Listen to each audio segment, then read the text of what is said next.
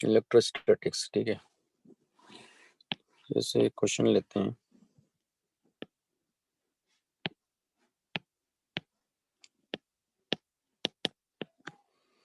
मान लो जैसे कि ये सिलेंडर है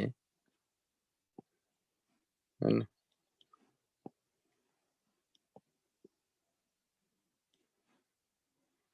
और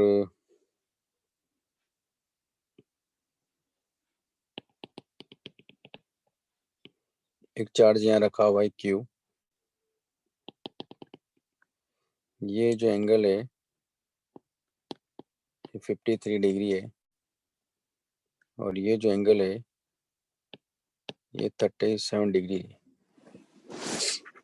हमें बताना है कि ये जो कर्व्ड सरफेस है इससे कितना फ्लक्स क्रॉस करके जा रहा है। तो find the electric flux crossing the curved surface.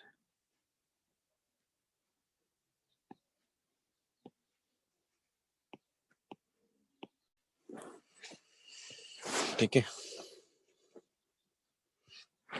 तो हमें कॉन्सेप्ट पता है कि यानी इससे कितना फ्लक्स क्रॉस करके जा रहा है वो निकाल सकते हैं हम लोग। मान लेते हैं 5 1 है, इस वाले से कितना क्रॉस करके जा रहा है, मान लेते हैं 5 2 है, और इससे जो क्रॉस करके जाएगा वो 5 3 है।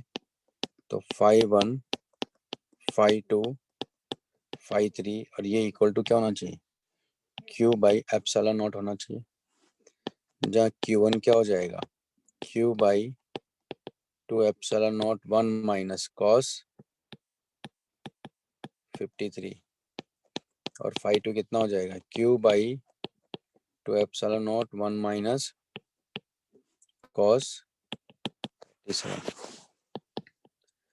तो ये Q by 2 epsilon naught 1 minus 3/5 हो जाएगा Q by 2 epsilon naught 1 minus 4/5। यहाँ क्या मिलेगा अपने को, 2/5, यानी Q बाई 5 एप्सिलॉन नॉट, यहाँ 1/5 यानी Q by 10 epsilon not.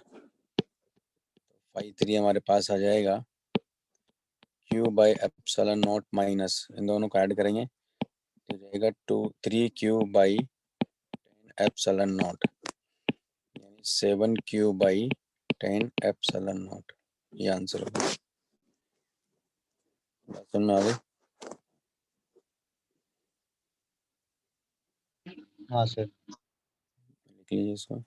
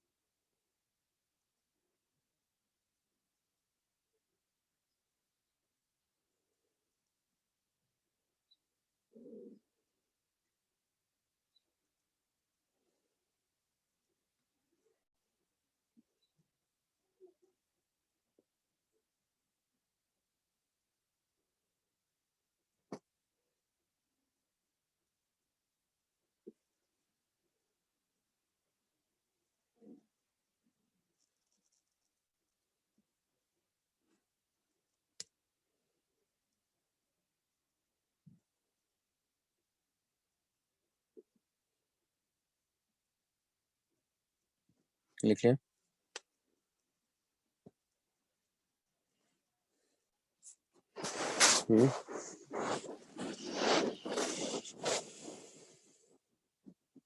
Sir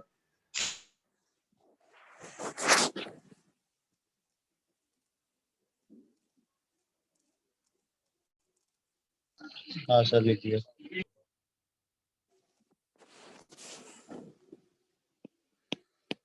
next concept है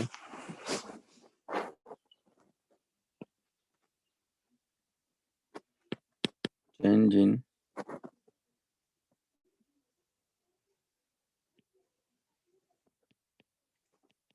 electric potential energy.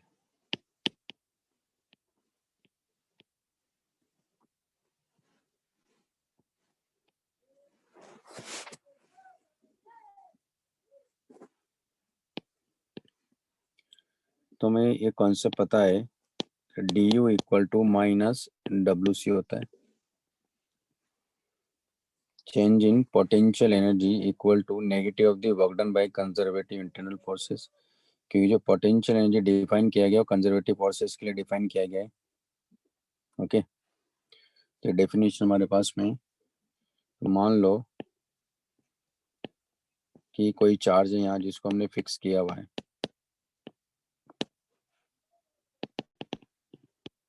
और अभी यहाँ रखा हुआ मान लो ए पर, क्योंकि यहाँ से डिस्टेंस इसका r1, इसको हमें लेके जाना है बी पर, जो कि यहाँ से डिस्टेंस है इसकी r2। तो आप देख रहे हो कि ये Q2 चार्ज है यहाँ, तो इसको फोर्स इधर लग रहा होगा, दोनों को पॉजिटिव मान लिया मैंने।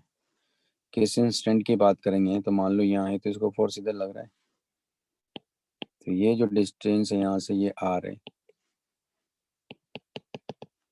तो इसका है ना, तो फोर्स भी इधर है, इसका डिस्प्लेसमेंट भी इधर ही है।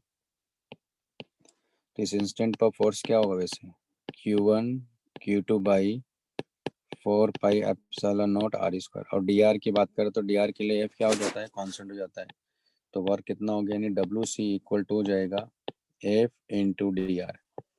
इसको इंडिकेट कर देंगे R1 से R2, तो WC इक्वल टू आ गया हमारे पास में Q1 Q2 by 4 pi epsilon not dr by r square, R1 से R2 इंडिकेट करेंगे तो Q1 Q2 by 4 pi epsilon not, ये क्या मिलेगा, माइनस 1 बाई r, यानी आ जाएगा हमारे पास में 1 by r minus 1 by r। लिख लीजिए इसको।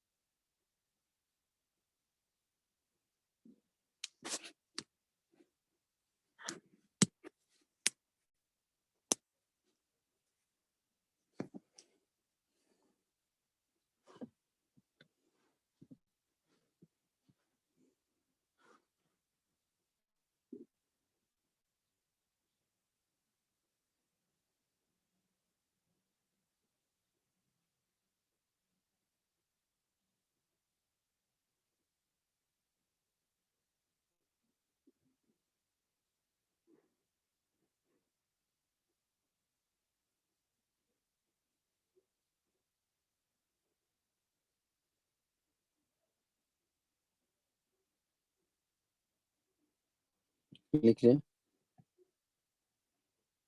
सर एक मिनट।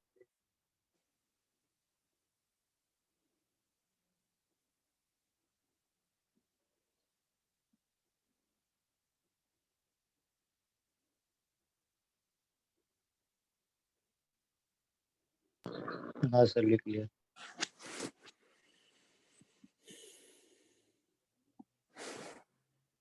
तो देयरफॉर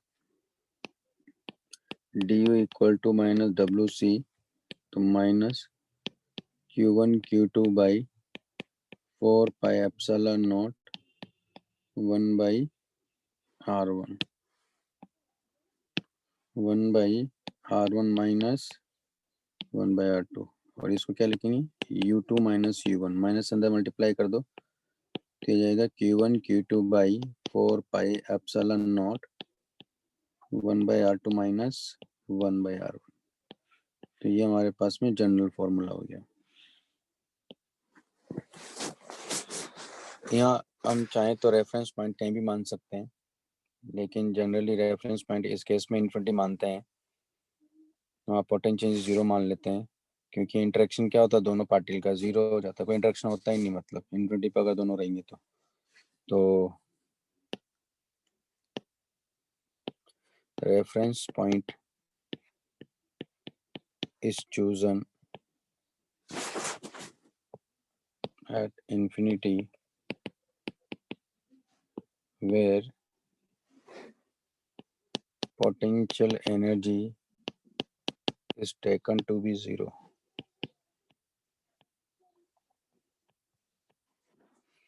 यानी U2 जीरो है, यानी मैंने मान लिया कि R2 जो है टेंस टू इन्फिनिटी है, U1 को मान लेते हैं U है और R1 को मान लेते हैं R है। तो आप देख रहे हो कि U इक्वल टू आ जाएगा ये Q1 Q2 by 4 pi epsilon not R।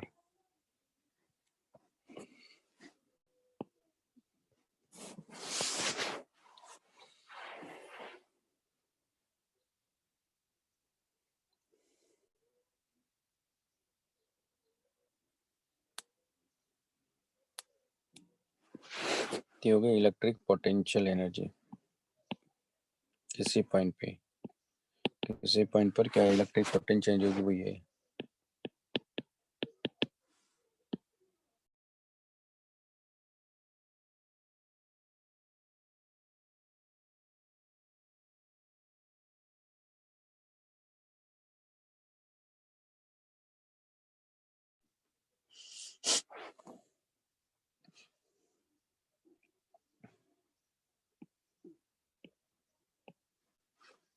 लिख लिया sir.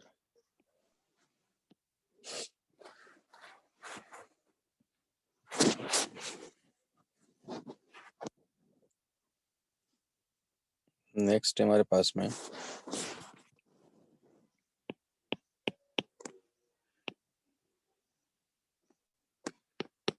Change in electric potential.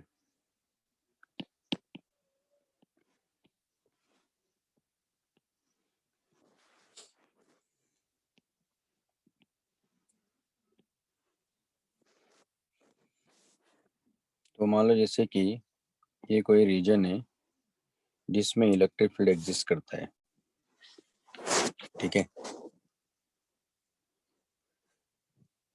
तो मान लो कोई चार्ज पार्टिकल है वो यहाँ है और ये बी पॉइंट है, मान लो इसको हम लोग यहाँ से यहाँ लेके जा रहे हैं। तो मान लो किसी इंस्टेंट पे यहाँ है, तो इसका जो डी आर वेक्टर होगा वो तो इधर होगा ना।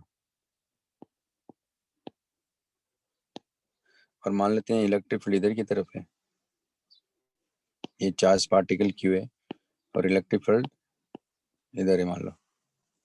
अच्छा कि यार मैं कहीं और ही पहुंच गया अभी, नहीं नहीं इसको रहने दो अभी, चलो लग रहा है लगेगा ऐसा कुछ हो रहा होगा। दरअसल चेंज इन इलेक्ट्रिक पोटेंशियल को इस तरह से डिफाइन किया गया कि ए से बी गए तो ए की अपनी पोटेंशियल एनर्जी ए पॉइंट पर बी पर अपनी पोटेंशियल एनर्जी है, यानी यहाँ जो पोटेंशियल एनर्जी होगी यू है, यहाँ जो पोटेंशियल एनर्जी होगी यू बी। तो यहाँ इसको डिफाइन किया गया है कि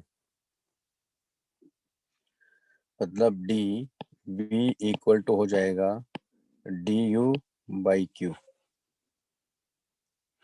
यानी कैसे डिफाइन किया गया, change in electric potential defined as change in electric potential energy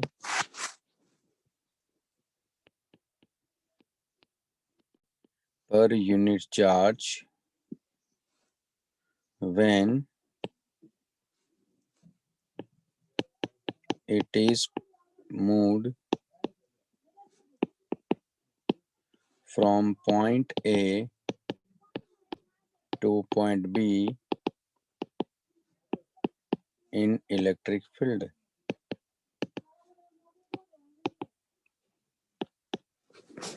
इस तरह से इसको डिफाइन किया गया है। यानी इसको हम लोग ऐसे भी लिख सकते हैं Q D V equal to D U, यानी Q V B minus V A equal to U B minus U A. तो वी बी माइनस वी क्या हमारा चेंज इन इलेक्ट्रिक पोटेंशियल है। ठीक है, इसको ऐसे भी डिफाइन किया गया है, ये लिख लो फिर।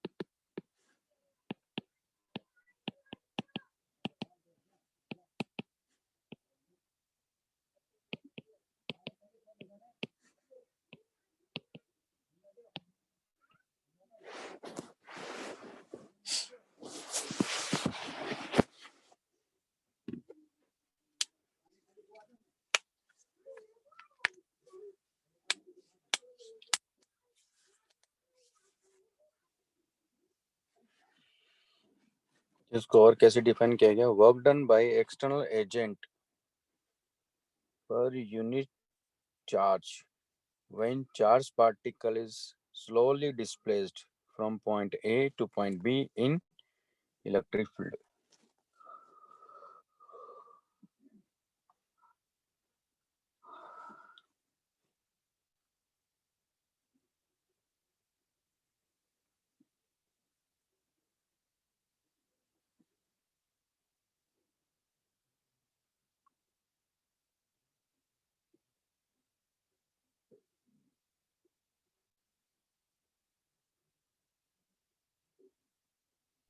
लिख लिया सर।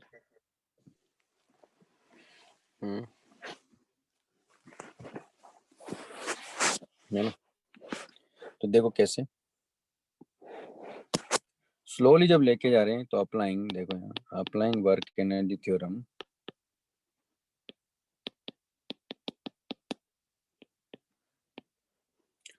तो work done by external agent plus work done by conservative internal force equal to change in kinetic energy, तो ये तो जीरो ही है। तो डब्ल्यू एक्सटर्नल क्यों, क्योंकि स्लोली लेकर जा रहे हैं, और इसको क्या लेके गए माइनस डी यू, तो डब्ल्यू एक्सटर्नल इक्वल टू क्या हो गया डी यू, तो therefore D V equal to क्या हो गया डब्ल्यू एक्सटर्नल बाई क्यू। ठीक है,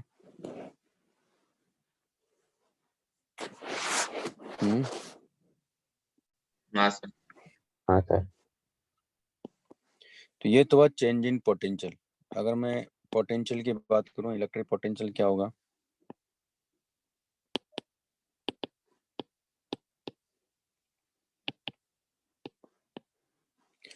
तो अगर किसी चार्ज पार्टिकल को, मान लो ये electric field region, electric field है यहाँ,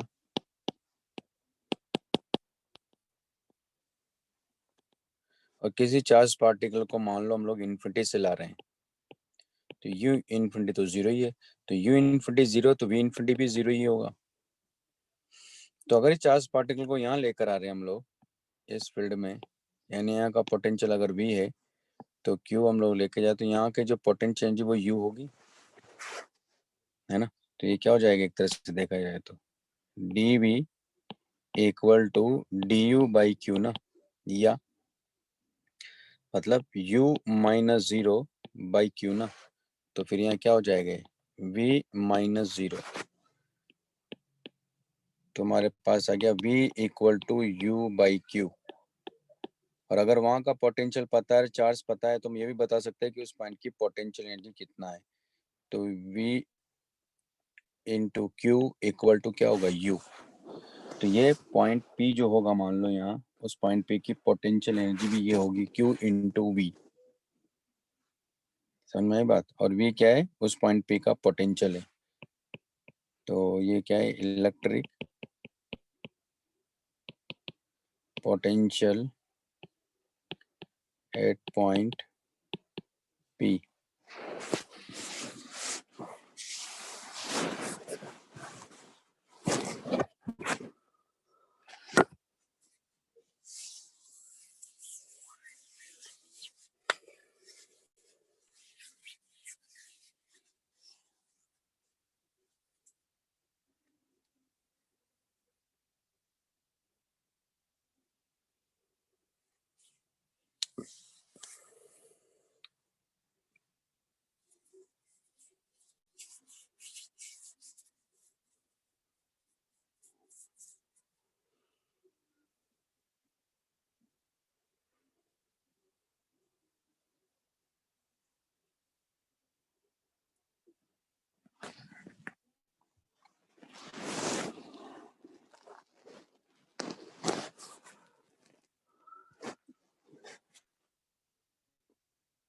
ठीक है, लिख लिया।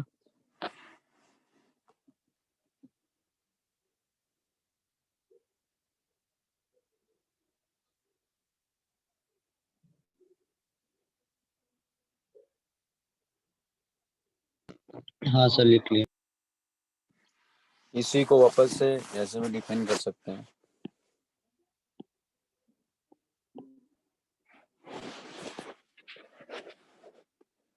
अगर मान लो स्लोली लेकर आ रहे हैं, if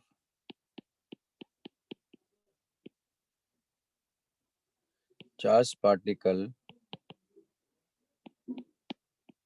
is taken to a point in electric field from infinity,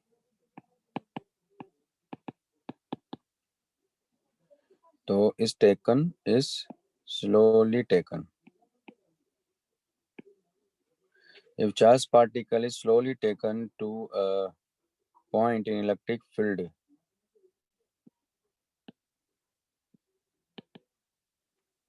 from infinity, तो उस केस में वापस से क्या हो जाएगा? देखो सिंपल कॉन्सेप्ट है। ये हो जाएगा V माइनस 0 इक्वल टू, ये क्या हो जाएगा? W एक्सटर्नल बाई Q हो जाएगा ना। यानी आप W एक्सटर्नल भी यहाँ बता सकते हो। वैसे कितना होगा? Q into V। अगर P पॉइंट का पोटेंशियल पता है, Q पता है, तो किसी चार्ज को अगर आप इन्फिनिटी से लेकर आओगे पॉइंट P पर, तो वहाँ कितना वर्क करना पड़ेगा अपने को? Q into V। ये लिख लीजिए।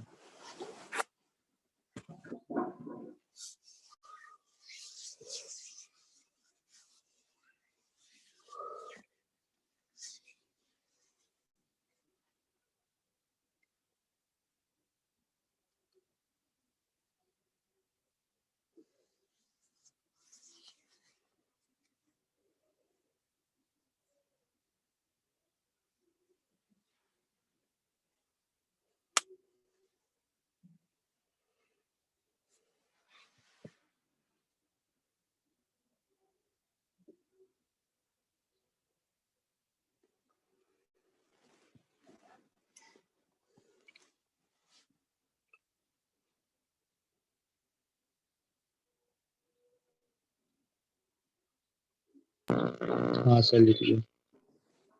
लिख लिया ना?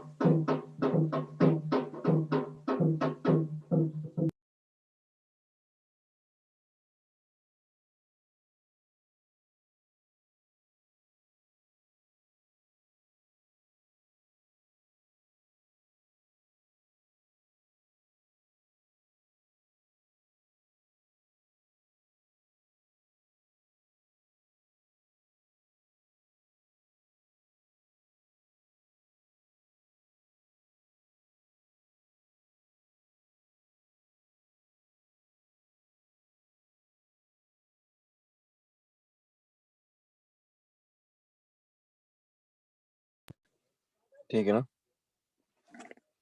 तो अब जैसे यहाँ क्या एक चीज और याद रखना है कि दरअसल पोटेंशियल क्या है? एक स्केलर क्वांटिटी है।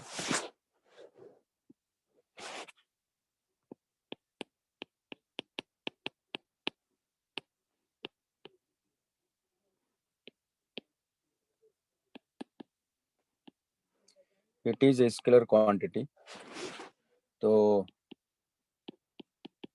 It may be zero, negative and positive.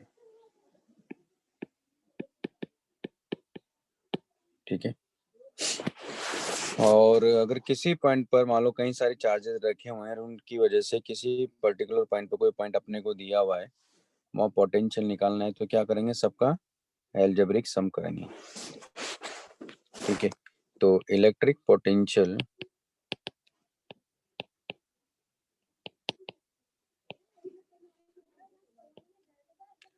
Due to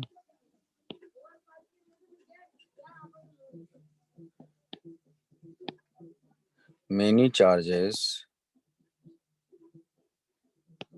at a point will be algebraic sum of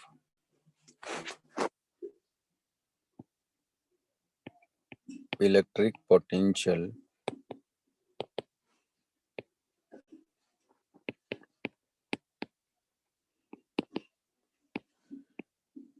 due to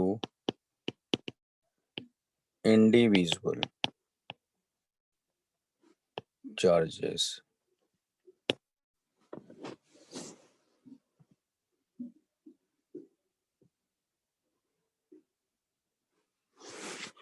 जैसे मान लो अगर इस पॉइंट पर चाहिए अपने को, यहाँ कोई चार्ज रखा है, यहाँ भी रखा, यहाँ भी रखा, ये पॉइंट पी है, मान लो ये यहाँ से जो डिस्टेंस है इसकी ये R1 है, ये मान लो ये Q1 चार्ज है, ये R2 है, ये Q2 चार्ज है, ये Q3 है, ये R3 वेक्टर है, और ये मान लो Qn है, ये Rn वेक्टर है। तो पॉइंट पी पर जो पोटेंशियल होगा वो जाएगा V1, V2, V3 and so on. लिख लो। फिर अभी एक पॉइंट चार्ज की वजह से पोटेंशियल क्या होता है उसके बारे में बात करते हैं।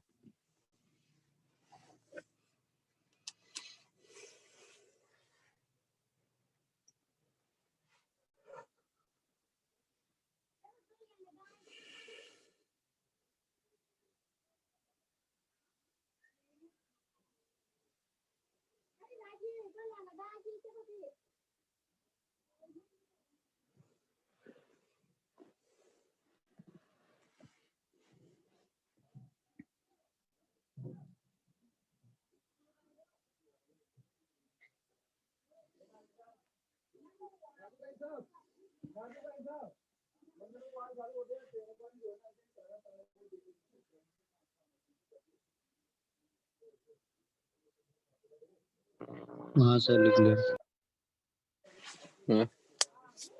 लिख लिया।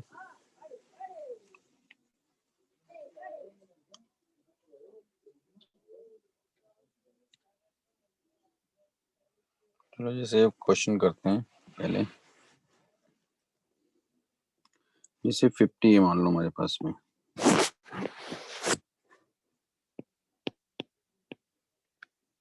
Example 50, a charge 2 microcoulomb is taken from infinity to a point in an electric field without changing its velocity. A work done against electrostatic forces, ये दिया हुआ है, work done against electrostatic forces, इसका मतलब क्या हुआ, W एक्सटर्नल अपने को दिया -40 micro joule, then find the potential at that point. इसका मतलब है इस पॉइंट पर पोटेंशियल की बात कर रहा है, ये इन्फिनिटी से इसको लेकर आ रहे हैं हम लोग, किसको, Q को। Q कितना है, 2 माइक्रो कूलम है, स्लोली ला रहे हैं। इसका मतलब हुआ कि Vp equal to W external, क्योंकि यहाँ इन्फिनिटी पर पोटेंशियल तो जीरो ही है, बाई Q। कितना हो गया, -40 micro joule divide by Q, 2 micro coulomb, तो हो गया -20 वोल्ट। ये आंसर है। ठीक है भाई। ये ट्राई करें तो एग्जाम्पल 51 52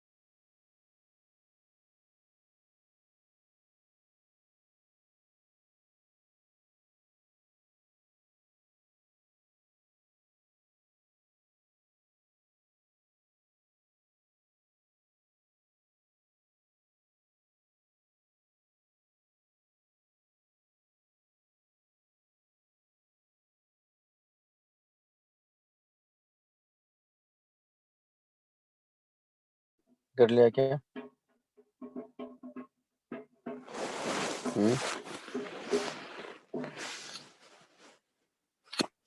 हाँ सर, एक मिनट। सर वो स्टार्टिंग वाला पॉइंट क्या लिखा है समझ नहीं रहा सोल्यूशन किसने सॉल्यूशन किसने क्या देखने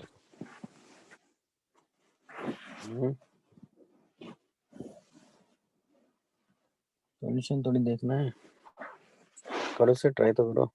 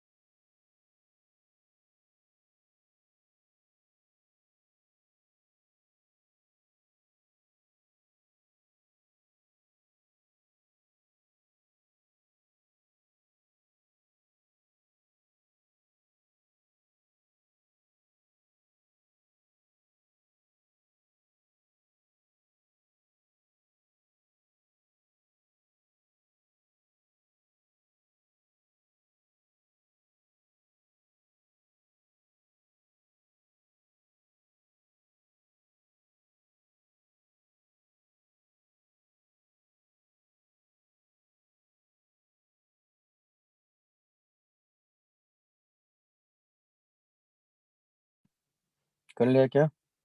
बताऊं क्या? हो गया सर।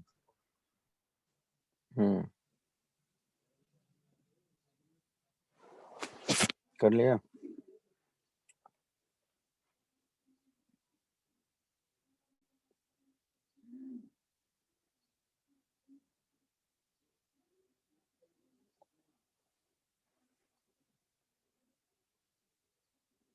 हो गया सर।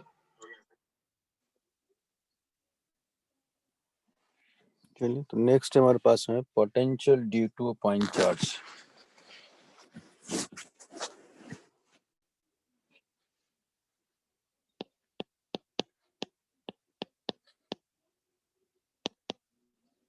इलेक्ट्रिक पोटेंशियल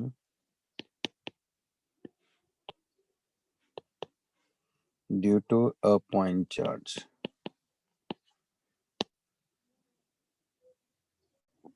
है ना? तो हमें मालूम है, हमें तो पोटेंशियल चाहिए, तो हमारे पास कॉन्सेप्ट क्या है, dv equal to du by Q, है ना। तो मान लो कोई पॉइंट चार्ज है क्यू यहाँ,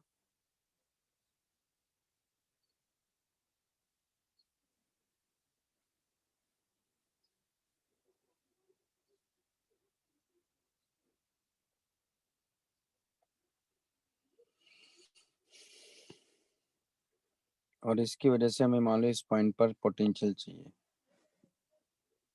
है ना। तो यहाँ मान लेते हैं कि क्यू चार्ज है मान लो, क्योंकि आर डिस्टेंस पर है,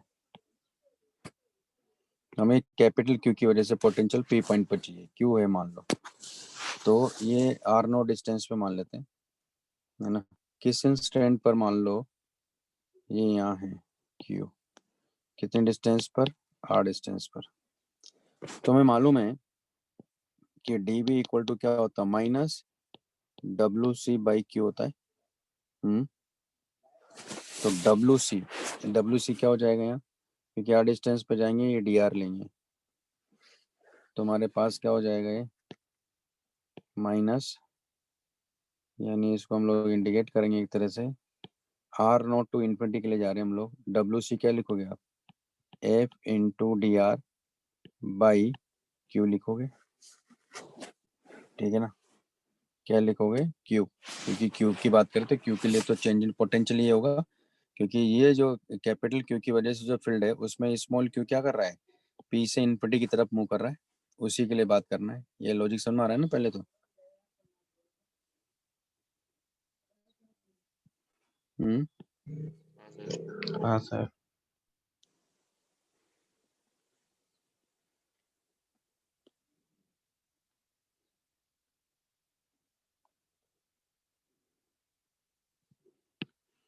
तो हमारे पास क्या हो जाएगा, देखो यहाँ डी वी, और ये क्या हो जाएगा v से 0 ना, तो हमारे पास आ जाएगा minus R naught to infinity, F को क्या लिखोगे आप, Q, Q by 4 pi epsilon naught R square D R divide by Q. तो यहाँ मिलेगा आपको, ये माइनस से यहाँ भी देखो माइनस भी मिलेगा ना, तो क्या हो गया plus B equal to Q by 4 pi epsilon naught, है ना। स्मॉल सी से स्मॉल क्यू कैंसिल आउट हो गया, 1/r² का इंटीग्रेशन माइनस 1/r, और ये R naught to infinity, infinity रखेंगे पहले, तो क्यू बाई यानी कितना आ गया देखो 0 प्लस 1/r0, तो v इक्वल टू आ गया हमारे पास में Q by 4 pi epsilon naught R naught का होल स्क्वायर, ठीक है। और Q को हमेशा विद साइन लेंगे। अच्छा, वहाँ जो पोटेंशियल जो हमने लिखा था उसमें भी Q1 Q2 को विद साइन लेना होता है, तो यहाँ Q क्या होगा, विल बी पुट अप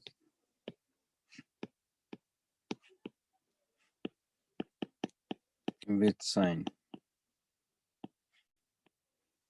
ठीक है।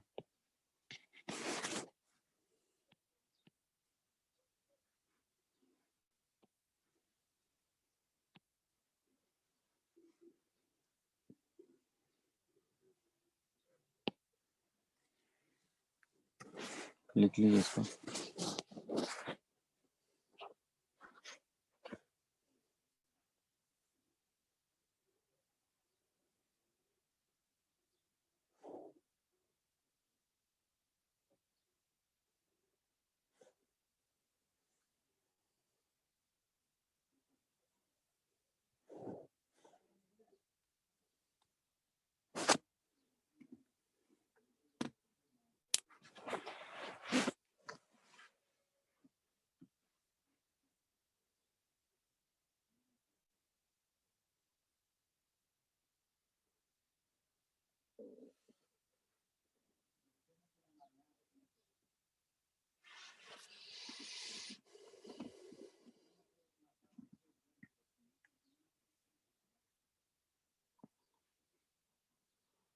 जैसे ये एग्जांपल ने मान लो हमारे पास में एग्जांपल 53।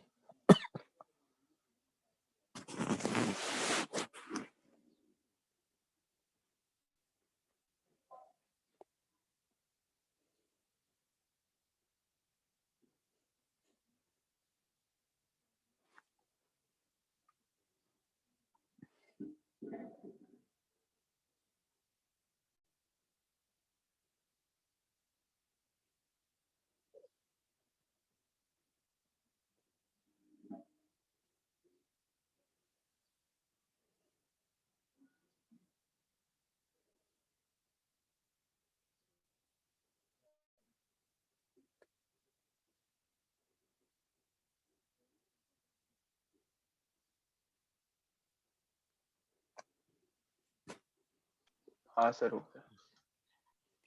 अब जैसे 53 है, तो अभी मैंने एक अभी कॉन्सेप्ट बताया था आपको कि कई सारे अगर चार्जेस है, किसी पॉइंट पर अगर पोटेंशियल चाहिए तो क्या करेंगे, V1 plus V2 plus V3 plus V4, है ना। क्वेश्चन नंबर 53 में देखो सी पॉइंट पर, जो कि इसका सेंटर है, जो स्क्वायर बन रहा है उसका सेंटर सी है। और मैंने एक पॉइंट और लिखा है कि क्यू को हमेशा विथ साइन लेंगे। तो आप यहाँ देखो सेंटर पर बात कर रहे हो तो हर एक चार्ज पार्टिकल उससे इक्वल डिस्टेंस पर रखा हुआ है सी से, जो कॉर्नर और सी के बीच का डिस्टेंस सबके लिए इक्वल है ना। तो आप देख रहे हो कि टोटल चार्ज +5Q पॉजिटिव और -5Q, ये भी मतलब नेगेटिव -5Q और प्लस में 5Q है। तो इन सब के डिस्टेंस इक्वल ही है, तो पोटेंशियल क्या आ जाएगा, 0 आ जाएगा। ये समझ में आया।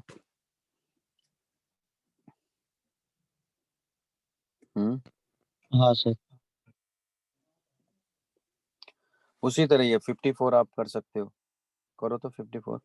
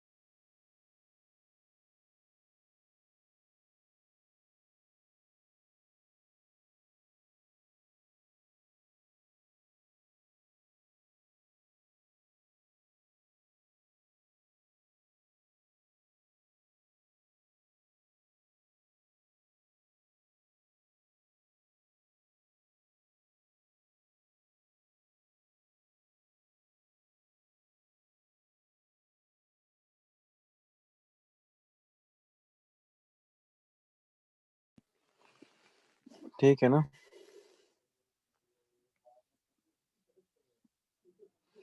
आज इतना ही करेंगे यार, आज तबीयत ठीक नहीं है भाई। ठीक है, ठीक है सर। आप DPP कर लो आगे का, है ना।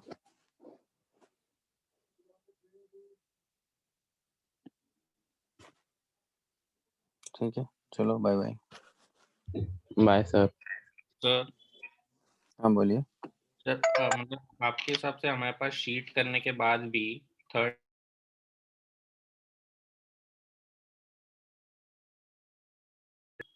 कि मतलब फिर टेस्ट भी देंगे ऐसा कुछ, तो कि अभी से ही थोड़ा थोड़ा शुरू कर थोड़ा दें? थोड़ा करना शुरू कर दो, और क्या, वैसे तो टाइम मिलेगा ही, क्यों नहीं मिलेगा। सर वो जो बोलिए, आवाज नहीं आ मार्च रही में यार। मार्च में जो फाइनल टेस्ट होगा ना पूरा सिलेबस का, तो उसमें कैसे शायद क्लैश होगा, मतलब जेई में, क्योंकि जेई में मार्च शायद 15 की 16 मार्च से ही रहेगा और हम लोग का भी टेस्ट मतलब उसी टाइम पे शायद। कोई बात नहीं, वो तो हो जाएगा, कोई प्रॉब्लम नहीं है, वो एडजस्ट हो जाएगा, वो कोई दिक्कत नहीं। ठीक है, ऐसा नहीं है कि उसके साथ कोइंसाइड करवाएं, नहीं नहीं होगा। हाँ। ठीक है, ओके, बाय बाय।